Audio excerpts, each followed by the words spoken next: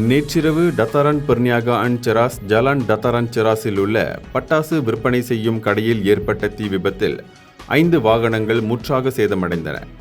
இச்சம்பவம் தொடர்பில் இரவு 9:53 மணியளவில் தொலைபேசி வாயிலாக தகவல் கிடைக்கப்பெற்றதாக ஸ்லாங்கூர் மாநில தீயணைப்பு மீட்பு இலாகாவின் நடவடிக்கை உதவி இயக்குனர் அமட் முக்லிஸ் மொக்தார் தெரிவித்தார்.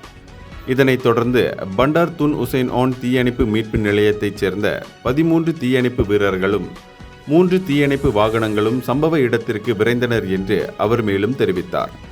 பட்டாசு விற்பனை கடையில் முற்றிலும் தீ சூழ்ந்த நிலையில் அருகில் இருந்த டொயோட்டா வெல்ஃபயர், பொருடுவா பேசா, புரோத்தோன் சாகா வாகனங்களுக்கும் 2 மோட்டார் சைக்கிள்களுக்கும் தீ பரவியது என்றும் இச்சம்பவத்தில் யாரும் பாதிக்கப்படவில்லை எனவும் தீக்கான காரணத்தை கண்டறிய விசாரணை மேற்கொள்ளப்பட்டு வருவதாகவும் முக்லிஸ் தெரிவித்தார். இந்தியர்களின் இதய குரல் மக்களோசை.